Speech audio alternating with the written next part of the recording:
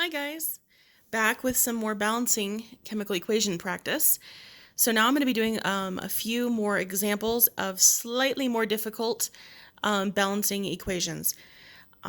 Because the more you get into this, the more difficult they can actually become. And so I wanted to give you guys some examples, okay? So here we have a pretty classic chemical equation, and this is called a combustion reaction. And combustion reactions are notoriously difficult to balance, mostly because of all the oxygens, okay? So what makes this a combustion reaction? You have a hydrocarbon burning under oxygen, which results in or produces carbon dioxide and water, okay? So when you start noticing that pattern, you're starting to realize, oh, I'm about to balance a combustion reaction. This might take a little bit of time. So I realized on my last video, I used the bubble method quite a bit to balance. So I'm going to show you the counting atoms method for this one, just to break things up and to show you a different method, okay? So that being said, we have three elements, carbon, hydrogen, and oxygen, that we're going to go ahead and try to balance on the reactants and the products. So I'm going to list them down the middle, carbon, hydrogen, and oxygen. Still going to draw my line because I like my line of separating the reactants from the products. All right. And let's go ahead and take our initial inventory. Okay. So we have 2 carbons in the reactants and we have 1 carbon in the products. We have 6 hydrogens in the reactants and we have 2 hydrogens in the products. And we have 2 oxygens in the reactants and we have 3 total. Remember, 2 plus 1 is 3 total for the products, okay? So nothing is balanced. Nothing is balanced. So let's just go ahead and let's start with the carbon, okay? So we have 2 carbons here and we have 1 carbon here. So I'm going to go ahead and I'm going to add a coefficient of 2. Now I know I'm using marker to do this so that way you guys can see. So I'm going to have to scribble out these coefficients that I changed, just so you know. So it's not going to look very pretty, but there it is. So I'm going to start with a 2 over here, okay? That changes this. So we have 2 carbons now, 2 carbons. That gives me 4. 2 times 2 is 4 oxygen, but remember I have to add this guy, so it gives me 5 oxygen now. That's not super helpful. So yes, the carbons are balanced, but not anything else, okay? So, all right, let's try moving on to the hydrogens. We have 6 hydrogens here. We have 2 here. We can't bring this down, so we've got to bring this up. So what times 2 is going to be 6? 3. All right, so that we're going to put a 3 here. 3 times 2, that makes 6. So I'm going to go ahead and change that. And that also changes the oxygens. So 3 times 1, that's 3 oxygens here. 3 plus the 4, 2 times 2 is 4, so 4 plus 3 is 7, correct? Yep, 7. So I'm going to change that down here. Still not super helpful. Still not super helpful. So you're just like, okay, well, 2 and 7, like this is an odd number, and you don't like to have odd numbers because they don't balance well. Especially when you have a 2 over here. Nothing times 2 is going to give you 7. Nothing. So when you see that you're going to have something times 2 give you an odd number, it's not going to work. And what I would suggest at this point is you double. You double what you have at this point. You double everything because you need to double this to get an even number. Okay, so what does that mean? What do you mean? What do you mean double everything? Okay, I literally mean double everything. So if this is a 1 coefficient, go ahead and change it to a 2. Okay? Leave the oxygens alone for right now. This was a 2. All right, let's go ahead and change it to a 4. Let's try that. This is a 3, double it. Put that to a 6. Okay? Let's see how that changes everything. But normally, if you get to this point where you have a 2 and an odd number and something times 2 is going to have to be odd, try doubling everything, and sometimes that works. Okay? So 2 times 2, that's 4 carbon.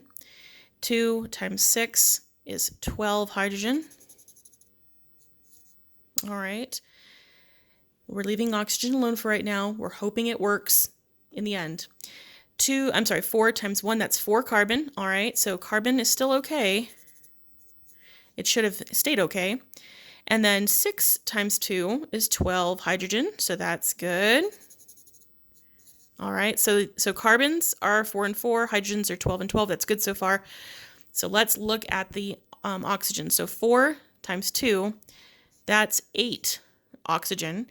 6 times 1, right? That is 6. Add them together. Da-da-da-da. 14. Okay? 14 we can work with because it's an even number. And something times 2 can be 14, right? So that can happen. Yay. So we're happy that we have an even number now. So what times 2 is 14? 7. So I'm going to put a 7 here. All right, 7 times 2 is 14. And we are good. So let's check. Let's check our work. 2 times 2, 4 carbon. 4 carbon. 2 times 6 is 12 hydrogen. 6 times 2, 12 hydrogen. Okay. 7 times 2, 14 oxygen. 4 times 2 is 8. 6 times 1 is 6. 8 plus 6, total is 14, and we are good. Check. Okay, so our coefficients are 2, 7, 4, and 6. Now, can I reduce those at all? Not really, because of the 7. Okay, but we're good. It's balanced. Happy times. So 2, 7, 4, and 6. Okay. All right. Let's keep going. All right. So here again we have a double replacement reaction. Okay. We have a double replacement reaction. I'm going to go ahead and do this one like the bubble method, okay? Just to keep doing that. So I draw my line, and I put everything in bubbles. So give me a second while I do that. You should be doing this along with me in your notes. Remember that. The more you practice, the better you will become.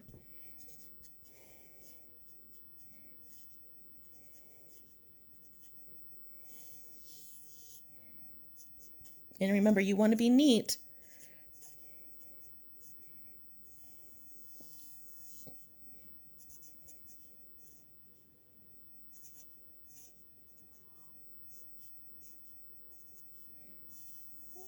Neat as possible.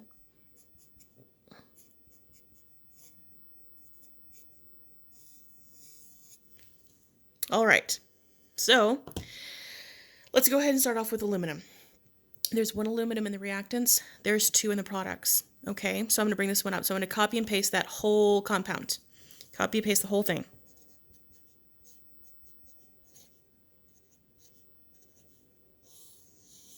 All right. So now we have 2 aluminum, 2 aluminum. Okay. Here we have 2 nitrogen. We have 1 nitrogen here. So we're going to have to increase this. Let's go ahead and copy and paste that.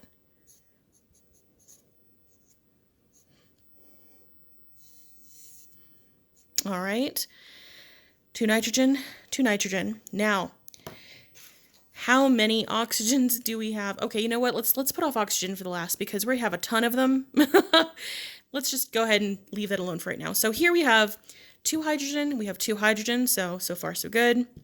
We have 1 sulfur and 1 sulfur. So really, yeah, now it's going to come down to the oxygens. Okay, good. So remember, this 3, oh, we don't have just 2 nitrogens. I am sorry. Excuse me. This 3 distributes to both the nitrogen and the oxygens. I apologize. So we do have more than 2 nitrogens. We have 3 times 1 is 3 nitrogens, and then 3 times 1 is 3 nitrogens. So we have 6 nitrogens. My bad. Let's go ahead and add more of these guys. So we have 2. We need 4 more.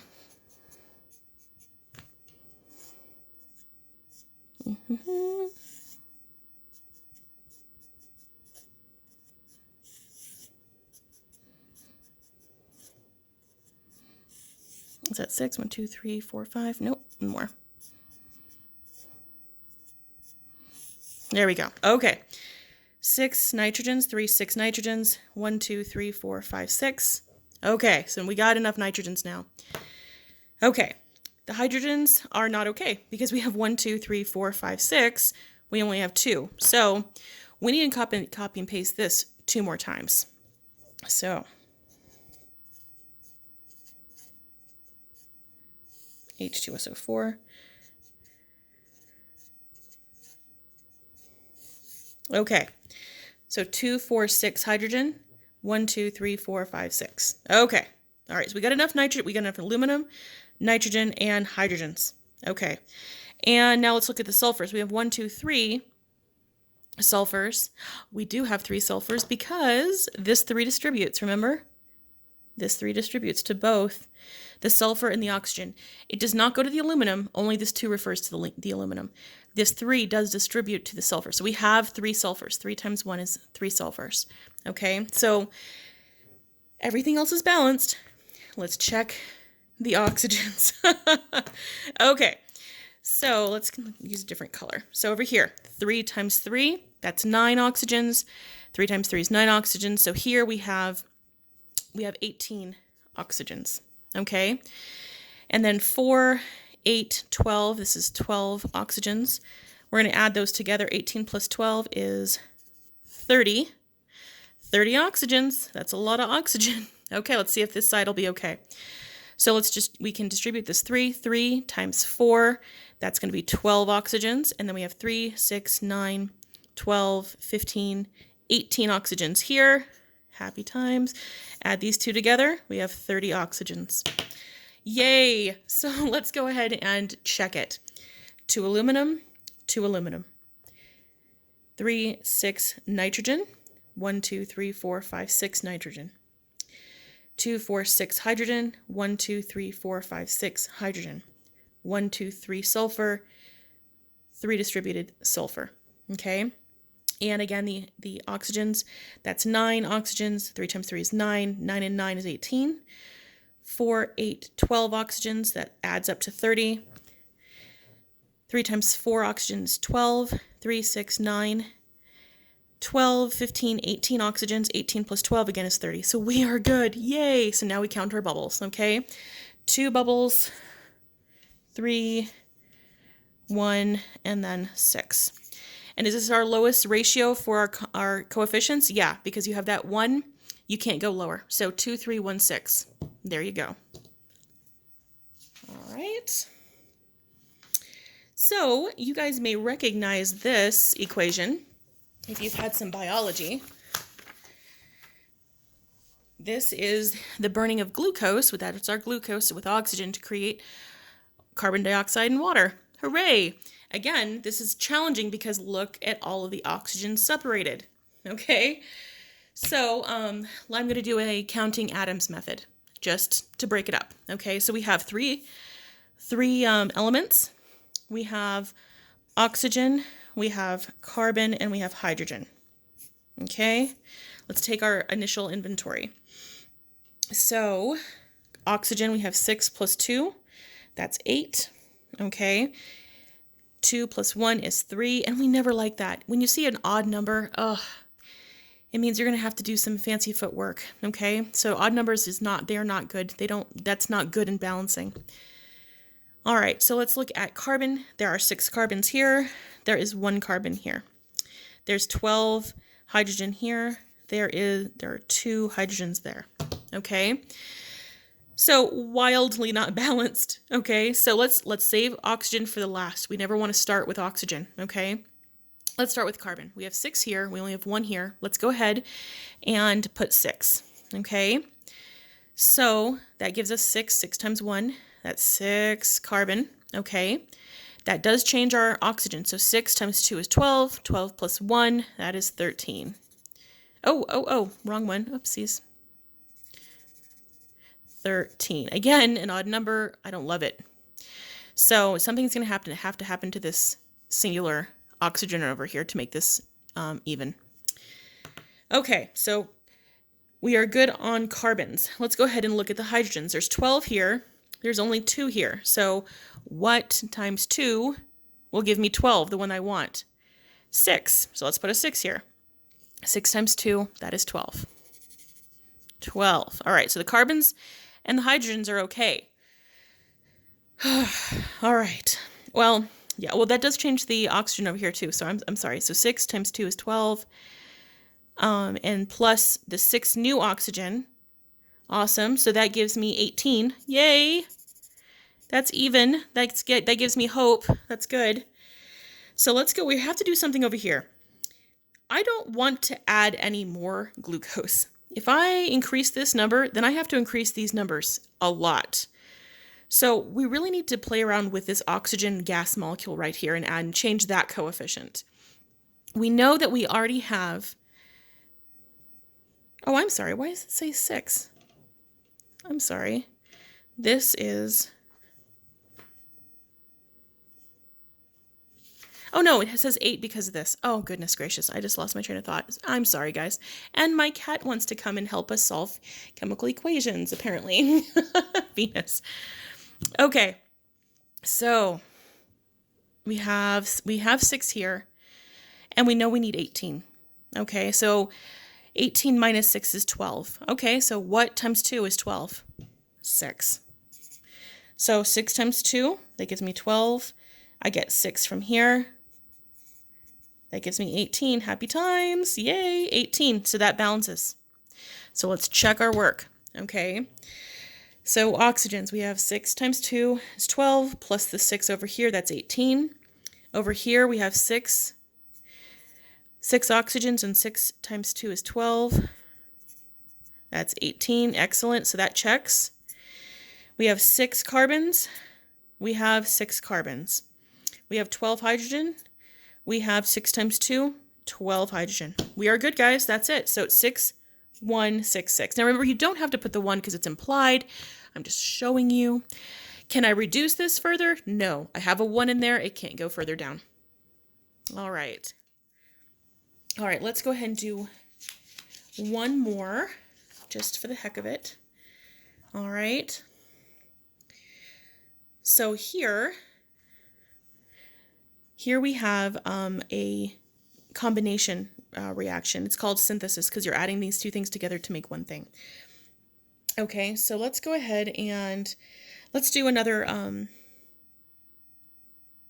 counting atoms method. So we have phosphorus, we have oxygen, and we have hydrogen. Okay, so here we have 4 phosphorus. Oxygen, we have 10, 11 oxygen, and we have 2 hydrogen.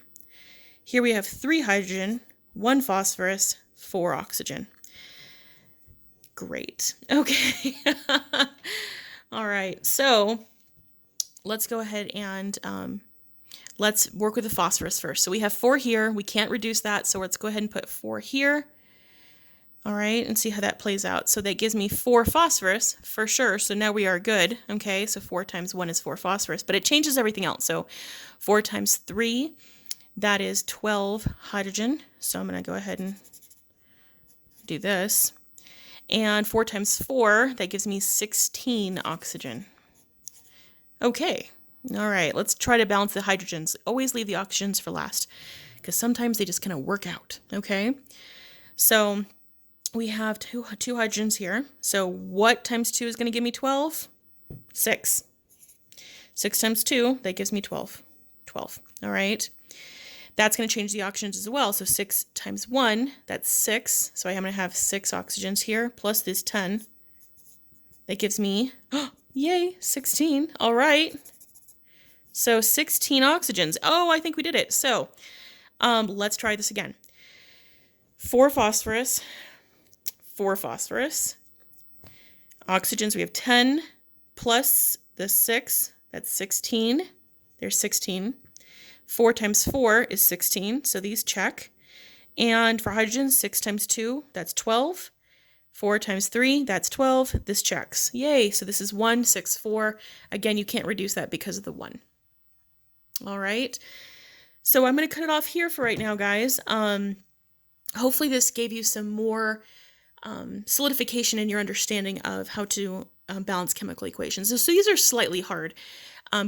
These are slightly hard to balance. There are way more difficult ones, which I really don't think we need to touch on. It's not really truly necessary, as long as you understand how to do it and why we're doing it, because we have the same number of atoms going into the chemical reaction as are coming out. So it upholds the law of conservation of matter. If you understand that and you can do some pretty basic to medium hard balancing, I think we are good. All right? Please let me know if you guys have any questions, and I will see you soon. Bye.